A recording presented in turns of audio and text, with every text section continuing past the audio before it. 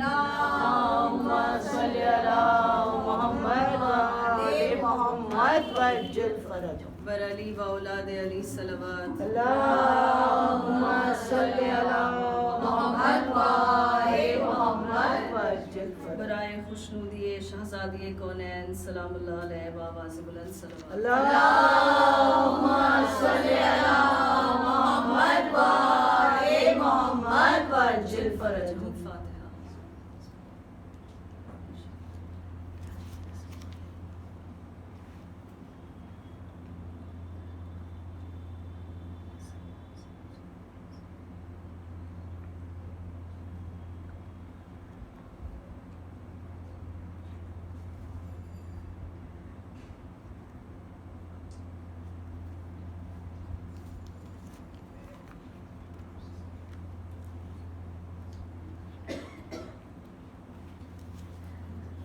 لا حول ولا قوة إلا بالله العلي العظيم أعوذ بالله من الشيطان اللعين الرجيم بسم الله الرحمن الرحيم الحمد لله رب العالمين والصلاة والسلام على ختم الأنبياء والمرسلين سيد النبيين جد الحسن والحسين بالقاسم محمد اللهم صل على محمد وآل محمد وعجل وأهل بيته الطيبين الطاهرين المعصومين المظلومين ولعنة الله على أعدائهم أجمعين أما بعد فقد قال الله تعالى في كتابه الحكيم والقرآن المجيد بسم الله الرحمن الرحيم إن الدين عند الله الإسلام صدق الله العلي العظيم صلوات على محمد وآل محمد اللهم صل على محمد وآل محمد وعجل فرجهم ساری تعریفیں اس خدائے بزرگ و برتر کے نام کہ جس کے قبضہ قدرت میں کائنات کا ہر نظام ہے درود و سلام محمد وآل محمد اللهم صل على محمد وآل محمد وعجل فرجهم کنیزان سیدہ عزاداران سید الشہداء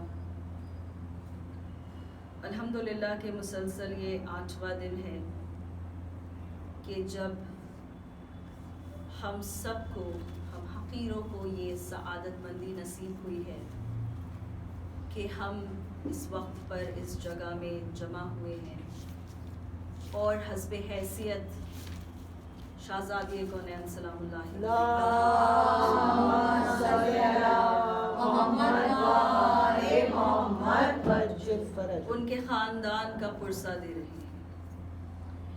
عزیزان گرامی، یہ ایک ایسا شرف ہے کہ جس کے لیے جتنا بھی شکر ادا کیا جائے کم ہے، جس کے لیے جتنی بار ہم اس احساس کو اپنے دل میں محسوس کریں تو اللہ کے لیے اور اس کی خاطر ہمیں سجدہ شکر بجا لانا چاہیے کہ پروردگارا تو نے اس قابل سمجھا اور تو نے اس قابل بنایا۔ عزیزان گرامی، جس آئے مبارکہ کے ذیل میں اب تک کی یہ مجالس میں کچھ عرض کرنے کی کوشش آپ کے سامنے کر رہی ہوں، اس میں پروردگار کہہ رہا ہے ان الدین عند اللہ الاسلام، کہ اسلام اللہ کے نزدیک بہترین دین ہے، یا وہی دین ہے کہ جو اسلام ہے اللہ کی نظر میں، اور کوئی دین ہے ہی نہیں، مذہب ہے ہی نہیں۔ تو جو الٹیمیٹ دین ہے، جو الٹیمیٹ مذہب ہے، وہ کیا ہے؟ وہ اسلام ہے۔ اور پھر ہم نے یہ دیکھا کہ کس طرح اسلام نے لوگوں کی زندگی میں توازن، تواضع، تنازع، اعتدال، یہ ساری چیزیں پیدا کی. These are all different words for moderation, temperance, balance. ہر وہ چیز جو ایکسٹریم لیول پر جا کر ہوتی ہے اس کے خلاف اسلام نے ایک سلیقہ سکھایا. ایک درود پڑھے مل کر. اللہم صلی علی محمد و آل محمد. اس کے خلاف ایک چیز دی عزیزان گرامی. مثلا توحید کے مسئلے میں یہ بتایا گیا کہ دیکھو ہر کسی کی عبادت نہیں کرو کیونکہ ہر کوئی عبادت کرنے کے لائق نہیں ہے, اور ایک کی عبادت کرو کیونکہ وہ عبادت کرنے کے لائق ہے. تو عزیزان گرامی اسی طرح ہم نے دیکھا کہ عدل کے مسئلے میں کیا ہے, نبوت کے مسئلے میں کیا ہے, امامت کے مسئلے میں کیا ہے. عزیزان گرامی امامت میں تو لوگوں نے جب افراط کیا تو بندے کو خدا جان لیا, اور جب منہ کو پھیرا تو پھر انہیں کیا قرار دیا خارجیوں نے, معاذ اللہ کیا کہتے ہیں کہ علی ایمان پر ہی نہیں ہے, معاذ اللہ. تو عزیزان گرامی اسی لیے تو کوئی بھی مسلک ہو, کوئی بھی فرقہ ہو مسلمانوں کا, وہ انہیں خارجی کہتا ہے, the ones who are thrown out, جو باہر رد کر دیے گئے ہیں. تو عزیزان گرامی اس لیے کہ ہر اعتبار سے, ہر لحاظ سے مولا علی ابن ابی طالب کی جو حیثیت ہے وہ مرکزی ہے. اسلام اگر سمجھنا ہے تو انسان پہلے نظر کرے کہ وہ شخص کے جو ہمیشہ رسالت مآب کے بالکل ساتھ ساتھ سائے کی طرح رہا, اس کا کردار کیسا ہے. عزیزان گرامی میرے مولا خود فرماتے ہیں کہ میں رسالت مآب صلی اللہ علیہ وآلہ وسلم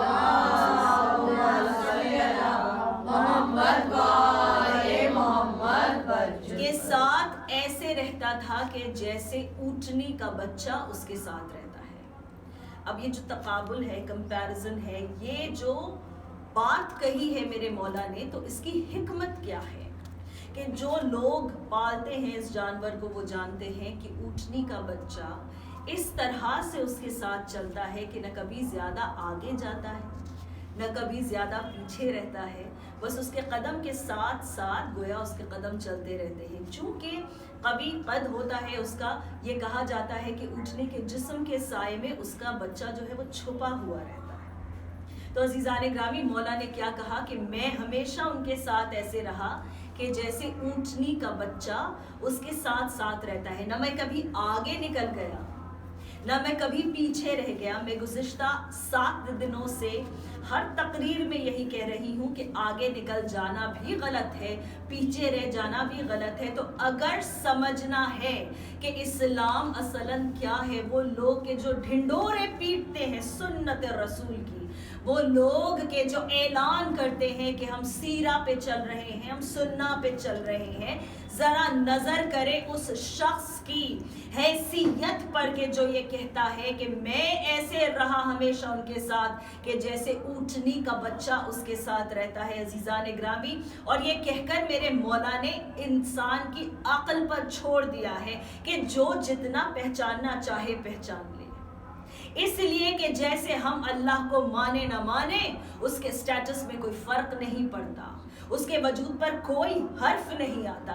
ہم نبی کو مانے نہ مانے وہ پھر بھی رحمت للعالمین ہے. اور ویسے ہی اگر ہم نے امامت پر یقین رکھا تو ہمارے لیے فائدہ ہے, لیکن اگر ہم نے نہیں رکھا تو ہمارے لیے نقصان ہے. اس لیے کہ جس رستے کو, جس سلسلہ عصمت کو, جس سلسلہ طہارت کو, جس سلسلہ امامت کو رسالت مآب کہہ دے کہ یہ صراط المستقیم ہے, یہ سیدھا راستہ ہے, اب اس کے بعد اگر کوئی اس راستے سے ہٹ جانا چاہے تو اس کا گمراہ ہونا یقینی ہے. ایک درود پڑھیں. اللہم صلی علی محمد و آل محمد وجل فرد. ایک اس سے بہتر درود اللہم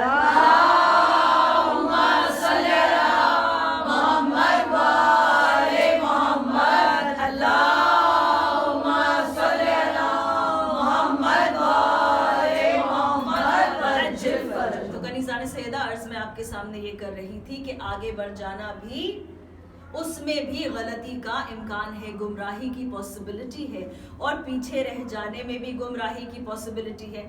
اور چونکہ میں مسلسل ایک ہی بات کو دہرا رہی ہوں, ان الدین عند اللہ الاسلام, اللہ کے نزدیک دین صرف اسلام ہے, تو کوئی ایک ایسی چیز تو ہو, کوئی ایک ایسا پروف تو ہو, کوئی ایک ایسا مقام تو ہو, کوئی ایک ایسا موقع تو ہو, کوئی ایک ایسی اوکیزن تو ہو, کوئی ایک ایسا دن تو ہو, کوئی ایک ایسا ایونٹ تو ہو, کوئی ایک ایسی تاریخ کی بڑی ایونٹ ہو کہ جس میں یہ سمجھ میں آ جائے کہ اللہ نے اسلام پر راضی ہونے کی مہر لگا دی ہے, کہ اللہ نے کہہ دیا ہو. عزیزان گرامی, مثلاً یہ مجالس جو ریکارڈ ہو رہی ہیں, اپلوڈ ہو رہی ہیں, رائٹ, تو اگر ہم ان کو اپلوڈ کرنے کے وقت یہ نہ لکھیں کہ یہ کس دن کی مجلس ہے, یہ کس مقام پر ہوا, یہ کس نے خطاب کیا, اور یہ کہاں سے نشر ہو رہا ہے, تو عزیزان گرامی ہم میزبان کون ہیں, یہاں پر لوگ کون آئے ہیں, یہ کس شہر کا ہے, یہ کس ملک کا ہے, یہ کس مقام پر ہوا, عزیزان گرامی, تو اس چیز کی ویلیڈیٹی وہیں ختم ہو جاتی ہے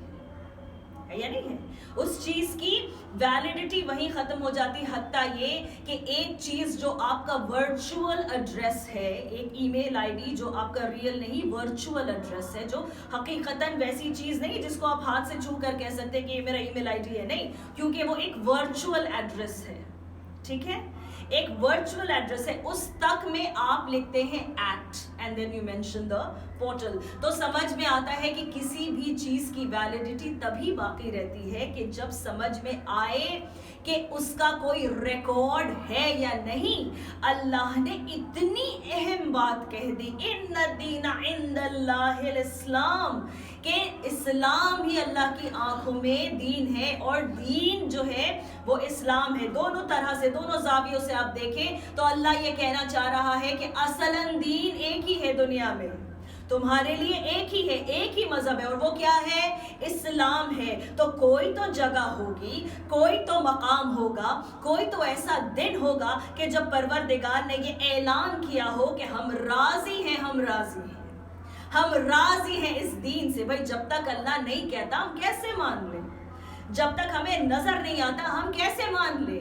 ہم تو ہر چیز کا پروف قرآن سے مانگتے ہیں, ہر چیز کا.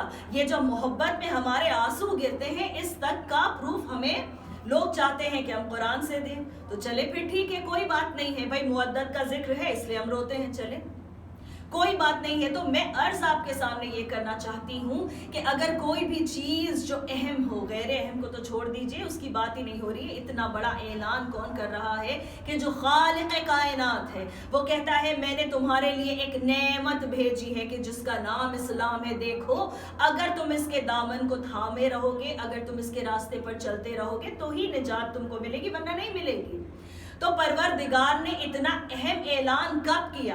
عزیزان گرامی, ہم نے تو دیکھا کہ حج الوداع پر ایک ایسا اجتماع کیا گیا کہ جہاں غدیر خم کے میدان میں رسالت مآب نے کہا کہ جو آگے پہنچ گئے ہیں مکہ تک انہیں واپس بلاؤ, جو پیچھے رہ گئے ہیں ان کا انتظار کرو, جو آگے نکل گئے ان کا واپس آنے کا انتظار کرو, اور جو پیچھے رہ گئے ہیں wait for them to catch up, کہ وہ بھی وہاں پر آ جائیں. اور اس کے بعد اللہ کے رسول نے اس آیت مبارکہ کو پیش کیا کہ جو ان پر نازل ہوئی, جس میں پروردگار نے کہا, سورہ مائدہ, پروردگار نے کہا الیوم اکملت لکم دینکم واتممت علیکم نعمتی ورضیت لکم الاسلام دینا, کہ آج کا وہ دن ہے. دیکھیں میں ریکارڈ کی بات کر رہی تھی, آج کا وہ دن ہے. ایک مقام ہے غدیر قوم, ایک دن ہے 18 ذی الحج,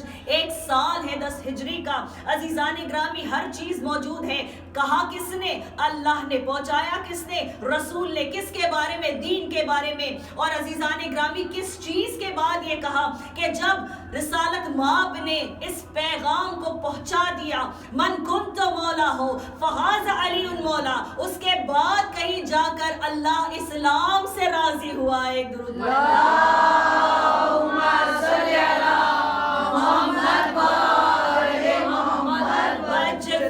ہر چیز کا ایڈریس مانگنے والے, ہر چیز کی تاریخ پوچھنے والے. ایک چھوٹا سا آپ اگر پوسٹ کہیں کرتے ہیں تو اس کی ڈیٹیلز مینشنڈ ہے, ریکارڈڈ ہے. ایک ٹویٹ آپ کہیں کرتے ہیں تو اس کی ڈیٹیلز مینشنڈ اور ریکارڈڈ ہے. عزیزان گرامی, میرے سمجھ میں نہیں آتا, اتنا بڑا کام ہو گیا, اللہ والے کیوں نہیں اس بات کو یاد کرتے ہیں کہ اللہ کس دن اسلام سے راضی ہو گیا؟ وہ کون سی نعمت تھی کہ دے کر اس نے کہا کہ بس اب جو بہترین نعمت میں نے بھیجنا تھی وہ بھیج دی. میں نے ولایت عطا کر دی تمہیں, میں نے ولایت عطا کر دی. عزیزان گرامی, یہ غور طلب ہے کہ پروردگار نے ایسا کیوں کیا. صرف اسلام کا پہنچ جانا کافی نہیں ہے. اور اس سے متعلق ایک چیز میں جلدی آپ کے سامنے پیش کرنا چاہتی ہوں, اس لیے کہ دامن وقت میں زیادہ گنجائش نہیں ہے. عزیزان گرامی, کچھ لوگ آئے ایک ملک سے, بغل کے ملک سے, کہ جہاں پر قحط کی کنڈیشن تھی, اور لوگوں نے ان سے کہا کہ تم مدینے جاؤ کہ وہاں مسلمانوں کے رسول ہیں جو بہت زیادہ دینے والے ہیں, کریم ہیں, اور پھر ان کے علاوہ اور بھی لوگ وہاں موجود ہیں کہ جو زکوٰۃ عطا کریں گے. تم مسلمان ہو جاؤ, تمہیں زکوٰۃ مل جائے گی. بھئی ایسے مسلمان ہوئے تھے کہ تم مسلمان ہو جاؤ, تمہیں زکوٰۃ مل جائے گی. جب یہ آئے اور انہوں نے کلمہ پڑھا اور اس کے بعد ایک مرتبہ کہا کہ اب ہم مستحق ہیں, اس لیے کہ ہم مفلس ہیں اور مسلمان ہیں. What a combination!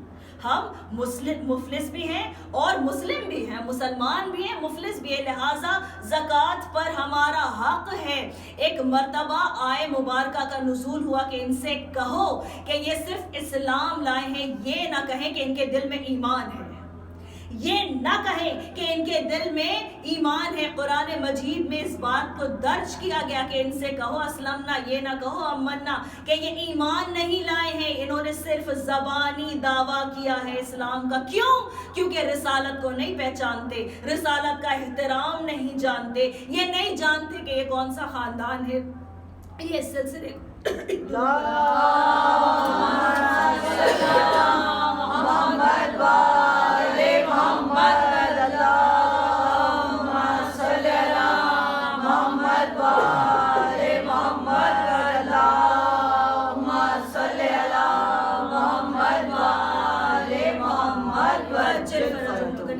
آپ نے دیکھا کہ انسان کے جسم کا جو نظام ہے نا, اس میں کوئی ایک چیز اگر تھوڑی دیر کے لیے اپنا کام نہ کرے تو پھر مقصد پورا نہیں ہو سکتا ہے.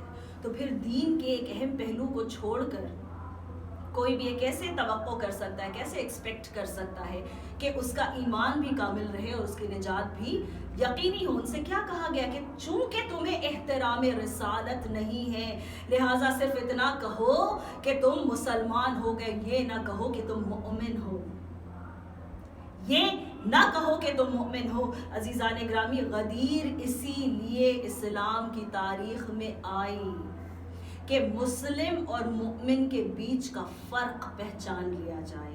اسی لیے تو مولائے کائنات کو امیر المسلمین نہیں کہا جاتا ہے, امیر المؤمنین کہا جاتا ہے. اور عزیزان گرامی, ولایت کی یہ نعمت پروردگار نے اس لیے دی کہ جو اسلام اتنی محنتوں سے تمہارے پاس پہنچایا گیا ہے وہ محفوظ ہو جائے, وہ محفوظ ہو جائے. ایسا نہ ہو کہ کوئی اور شکل اسلام کی تمہارے پاس آ جائے اور تم گمراہ ہو جاؤ.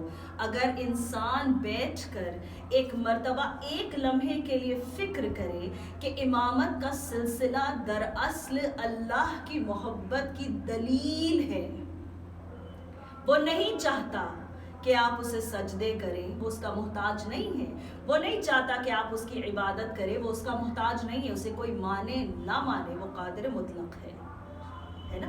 لیکن عزیزان گرامی, چونکہ آپ کی اصلاح مقصود ہے, لہٰذا پروردگار نے اپنی محبت کا مظاہرہ کرتے ہوئے مولائے کائنات کو اپنے جلووں کا مظہر بنا کر اس دنیا میں بھیجا اور یہ جتلایا کہ دیکھو یہ میرا بندہ ہے, دیکھو یہ کتنا کریم ہے, دیکھو یہ کتنا عادل ہے, اور پہچانو کہ اس میں وہ صفات ہیں جو مجھ میں ہیں, اور اگر مخلوق ایسی ہے تو خالق کیسا ہوگا.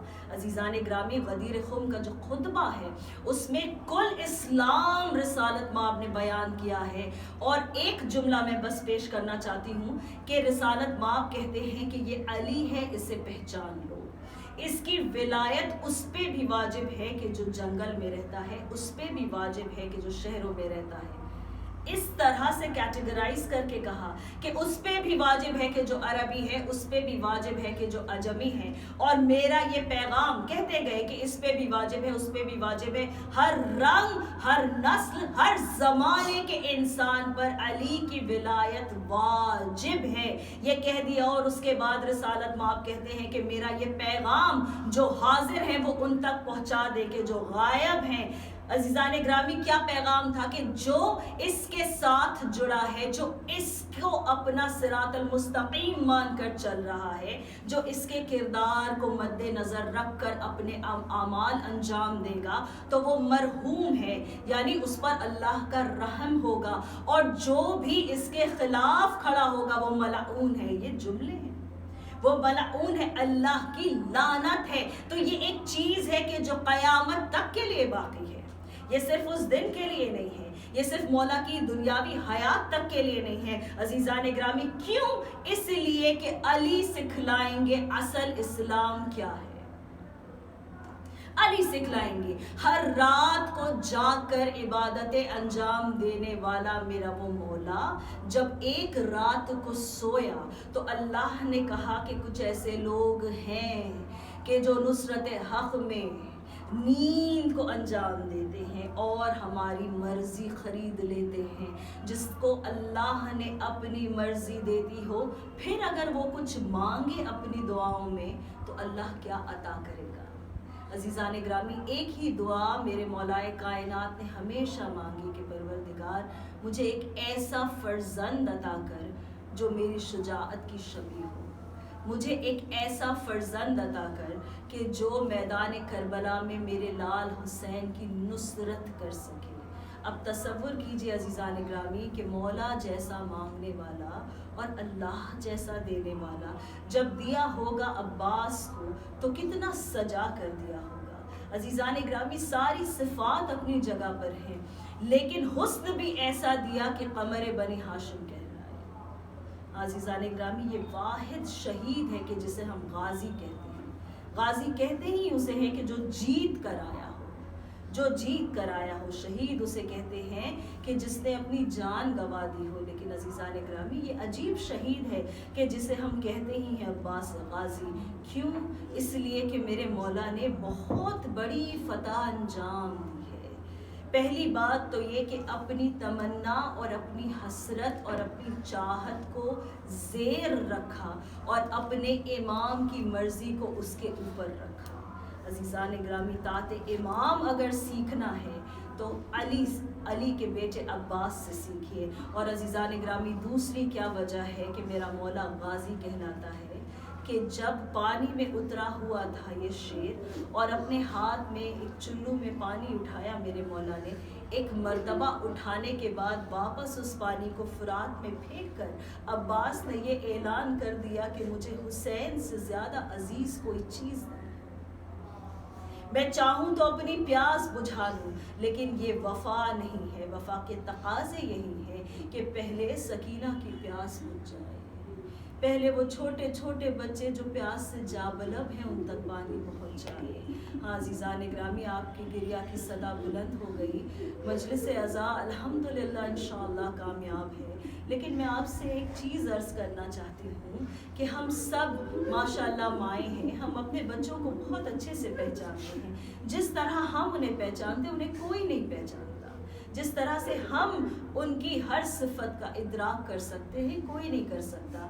اسی لیے تو بی بی ام البنین نے بشیر سے ایک بار پوچھا تھا کہ کیسے ممکن ہے کہ عباس کے سر پر کوئی گرز مار دو، کیسے ممکن ہے؟ بی بی کہتی ہے میں نے اس جوان کو پالا ہے، اس شیر کی پرورش میں نے کی ہے، میں جانتی ہوں عرب اور عجم میں کوئی شخص نہیں ہے کہ جو عباس پر حاوی آ جائے۔ ایک مرتبہ بشیر نے افسردہ ہو کر کہا بی بی اصلاً جس وقت گرز لگا تمہارے لال کے ہاتھ قلم ہو چکے تھے۔ عزیزان گرامی، ایک چھوٹی سی چوٹ انسان کے جسم میں اگر لگ جائے تو وہ اسے بے چین کر دیتی ہے۔ پھر وہ اس کے علاوہ اور کچھ سوچ نہیں سکتا، کر نہیں سکتا. یہ کیسی وفاداری ہے، یہ کیسی محبت ہے، یہ کیسا ایثار، کیسا صبر ہے، یہ کیا کوشش ہے، کیا جدت ہے کہ کسی طرح مشق پہنچ جائے خیام حسینی تک. ہاں عزیزان گرامی، یہ وہ شعر ہے کہ جو بار بار اس نے وغا لینے آتا ہے، لیکن میرے مولا ہر بار رو کر کہتے ہیں کہ میں تمہیں کیسے جانے دوں عباس، میں تمہیں کیسے جانے دوں. ہاں عزیزان گرامی کہ ایک مرتبہ جناب سکینہ کے خیمے کے پاس سے میرے مولا کا گزر ہوا. عجیب ایک حال میں شہزادی ہے، ارے آنکھیں بند ہیں، بس کہتی ہے الاتش الاتش. ارے فوراً میرے مولا نزدیک پہنچے. جیسے ہی چاہنے والے چچا کو دیکھا، ایک مرتبہ گود میں آ کر سکینہ نے اپنی باہیں عباس کے گلے میں ڈالی اور اپنے لبوں کو نزدیک کے کان لے جا کر کہتی ہیں چچا بہت پیاس لگی ہے، چچا بہت پیاس لگی ہے. نہ جانے عباس نے کیا سوچا، ایک مرتبہ تیزی سے آئے حسین کے قریب. کہتے ہیں کہ آقا اگر جنگ کی اجازت نہیں دیتے تو کم از کم یہ اجازت دے دیجئے کہ میں سبیل کر سکوں پانی کی. عزیزان گرامی کہتے ہیں کہ دیکھیے آقا، جب سکینہ کہتی ہے نا الاتش، میرا دل ٹوٹ جاتا ہے، میں کیسے برداشت کروں. ایک مرتبہ عجب جملہ کہا حسین نے. حسین کہتے ہیں اتنی بڑی سفارش لے کر آئے ہو نا عباس، اتنی بڑی سفارش لے کر آئے ہو کہ میں انکار نہیں کر سکتا.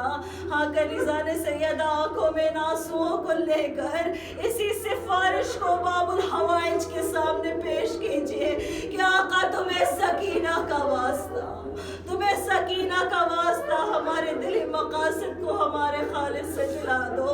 آپ جانتے ہیں میرے مولا کو باب الحوائج کیوں کہا جاتا ہے؟ اس لیے کہ عباس کی 2 تمنائیں تھی کربلا میں. ایک یہ کہ اس نے جنگ مل جائے. ہائے جس نے ہر رات بیٹھ کر جنگ کے منصوبے بنائے ہوں، جس نے زندگی بھر یہ سنا ہو عباس ہم نے تمہیں کربلا کے لیے مانگا ہے، اے عباس یہ جوہر شجاعت کی کربلا میں دکھانا اس کے اوپر اتنا بڑا امتحان ہے کہ اس نے وغا نہ ملے. آئے عباس نے اپنی اس تمنا کو ضبط کیا. اور دوسری وجہ یہ ہے کہ ایک ہی خواہش تھی اس غازی کی کہ کسی طرح پانی خیام حسینی تک پہنچ جائے، مگر افسوس کہ یہ تمنا بھی پوری نہ ہوئی. ارے پروردگار نے کہا عباس تو نے میرے حسین کی محبت میں اپنی تمنا کو نیچے کر دیا، زیر کر دیا. تو نے میرے حسین کی نصرت پہ اپنے شان قلم کروائے. اے عباس قیامت تک تیرے وسیلے سے جب کوئی کچھ مانگے گا، ممکن نہیں کہ میں عطا نہ کروں. یہ ایسا عظیم دینے والا ہے کہ جس کے ہاتھ نہیں ہے لیکن کائنات کو پال رہا ہے. جزاکم ربکم، خدا آپ کو کسی غم میں نہ رلائے سوائے غم محمد وآل محمد کے. جب میرا یہ آقا چلنے لگا نا رن کو زرا نہیں پہنی ہے عباس نے، بس ہاتھ میں ایک نیزہ ہے، ایک علم ہے، ایک علم کہ جس کے پھریرے پر لکھا ہوا تھا نصر من اللہ و فتح القریب. ارے میرے آقا حسین نے اس لکھائی کو بدل کر لکھا انا للہ و انا الیہ راجعون. گویا میرے مولا اس بات کا اعلان کر رہے تھے کہ عباس تمہیں دیا تھا خدا نے، اب واپس پلٹائے گا خدا. تم کو اپنی طرف جاؤ میرے بھائی، خدا حافظ. بس ایک جملہ مجھے آپ کے سامنے پیش کرنا ہے کہ جب میرا آقا سیدانیوں سے رخصت ہونے کے لیے آیا نا، ایک مرتبہ زینب کہتی ہے عباس، اے عباس تم بیچ میں کھڑے ہو جاؤ. علم ہاتھوں میں ہے، جری کے جری درمیان میں کھڑا ہے. ایک مرتبہ بی بی کہتی ہے سیدانیوں، اے سیدانیوں حصار کر لو میرے بھائی کا، میرے غازی کا حصار کرو. ارے سب نے ایک حصار کیا.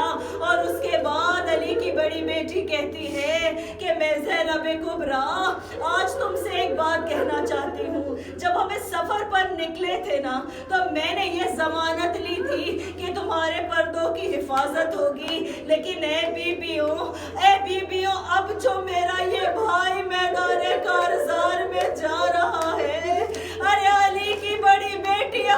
ये वादा वापस लेती है। अज़ीज़ान ग्रामी मेरा मौला चला, अब जो चला है तो सबकी नजर उस तवील अलम पर है। जहाँ जहाँ अलम जाता है वहाँ वहाँ बच्चों की उम्मीदों का मरकज जाता है। हुसैन की ढारस उस एक मंजर से बंधी हुई है कि बच्चे देखते हैं कि किस तरह अलम तराई की तरफ बढ़ा। अज़ीज़ान ग्रामी जब अलम तराई की तरफ बढ़ने लगा, एक मर्तबा सकीना ने छोटे छोटे बच्चे जो गश में पड़े हैं उन्हें जगाकर मेरी बीबी कहती है कि ए बच्चों बस उठ जाओ, पानी का इंतजाम हो गया। अरे तुम नहीं जानते मेरा चचा पानी लाने गया है। कितना यकीन है, कितना एतमाद है कि मेरा चचा पानी लाने गया है। बच्चों उठ जाओ। हाय वो बच्चे जो प्यास के जोर से गश में पड़े हुए थे, एक मर्तबा उठे, टटोल कर अपने सूखे हुए कूजों को उठाया। बीबी कहती है बच्चों मैं दुआ मांगती हूँ, तुम आमीन कहना। अरे इधर शेर अलम लेकर तराई में उतरने के बाद मश्क को भरा, अपनी चुल्लू में पानी को उठाया, वापस उस पानी को फेंक कर अरे पानी की शिकस्त का ऐलान अब्बास ने किया। एक मर्तबा अपने रहवार से मेरा मौला कहता है कि इस पे बावफा तू भी तो 3 दिन का प्यासा है, अरे चाहे तो अपनी प्यास बुझा ले। जानवर ने पानी की तरफ से मुंह हटाकर ज़बानी में कहा आका कैसे मुमकिन है कि हुसैन के छोटे छोटे बच्चे प्यासे हों और मैं पानी पी लूं। अलगरज जब ये शेर चला ना तराई से, जब ऊंचाई की तरफ आया अलम, एक मर्तबा उम्मीदें बच्चों की बढ़ने लगी। अरे सब देख रहे हैं कि अलम कहाँ है। हाँ भले अलम नशेब में उतरा, अब बच्चे हैं कि उम्मीद उनकी जागी हुई है कि बस अब चचा पानी लेकर आएंगे। अज़ीज़ान ग्रामी एक मर्तबा पिसरे साद मलाऊन खुदा लानत करे इस पर, कहता है कि अगर ये पानी ख़याम हुसैनी तक पहुंच गया, तुम नहीं जानते हो क्या क़यामत आ जाएगी। अज़ीज़ान ग्रामी नशेब में जो दरख्त थे, अरे उनसे एक मर्तबा उनकी आड़ में छुपकर लोगों ने तीरों की बौछारें करना शुरू की। हाय दुश्मन हजारों हैं और एक तन्हा हुसैन का भाई है कि जिसकी ये ख्वाहिश और कोशिश है कि किसी तरह मैं तेजी से निकल जाऊं, मैं तेजी से आगे बढ़ जाऊं। दाहिने हाथ में अलम को पकड़ा हुआ है, अरे बाइने हाथ से लजाम फर्ज को पकड़कर मेरा मौला तेजी से आगे बढ़ता है कि एक मर्तबा छुप कर वार हुआ। हाय तीर पर तीर आने लगे ना, जब मेरे मौला ने अपने सर को झुकाया कि एक तलवार का वार लगा, अब्बास का दाहिना बाजू खलम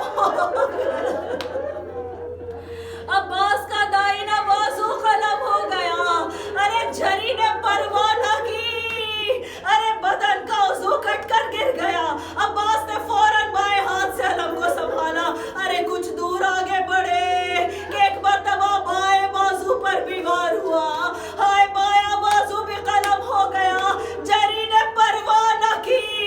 अल्लाह अकबर, क्या नुसरत का जज्बा है कि जरी आगे बढ़ता जाता है। अब ये आलम है कि आलम को दांतों में दबाए हुए हैं, सर को झुका कर रखा है। अज़ीज़ान ग्रामी तीर है कि चलते जा रहे हैं। बार बार जरी रकाबों में पैर डालता है और उठकर देखना चाहता है कि ख़याम कितनी दूर है। कैसी कोशिश में एक तीर आंख में पेवस्त हुआ।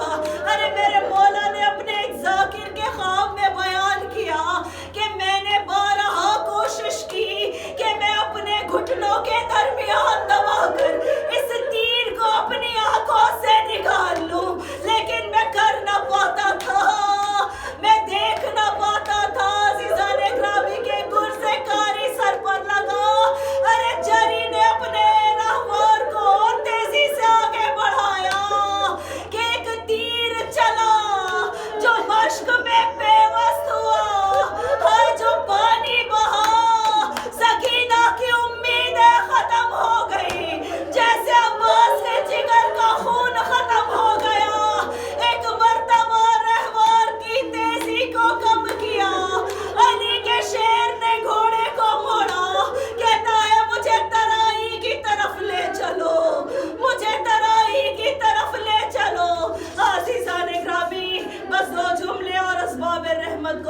समेटा, आपने गिरिया किया ना, अब सुने कि क्या कयामत बर्दाश्त की है, क्या कयामत बर्दाश्त की है सलमदार ने, कि जब मेरा मौला तराई की तरफ बढ़ा ना, अरे देखने वालों ने क़याम से देखा कि अलम वापस तराई की तरफ जा रहा है।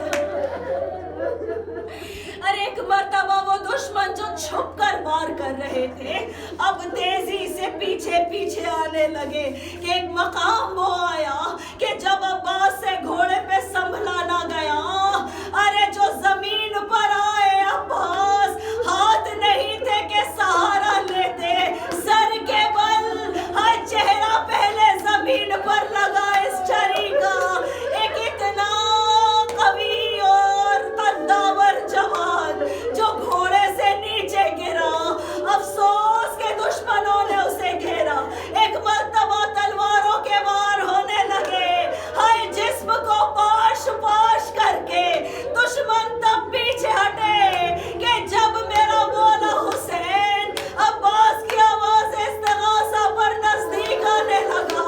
हुसैन का ये आलम है, जरा दूर आगे बढ़ते हैं, भाई के खून की खुशबू महसूस हुई, एक मर्तबा एक बाजू को उठाया, सीने से लगाया। आप जानते हैं ना, आप जानते हैं कि इन दो भाइयों में उम्र का फर्क क्या है, एक 57 साल का है, एक 32 साल का है। अरे अपने पास परवरिश की है अब्बास की, इन्हीं हाथों को थाम कर अरे चलना सीखा है अब्बास ने। आजीज़ान ग्रामी अपने जवान भाई का बाजू उठाकर एक मर्तबा आंखों से लगाकर हुसैन कहते वाह अब्बासा, अभी जरा दूर आगे बढ़े कि दूसरा बाजू मिला, अरे उसे भी सीने से लगाया।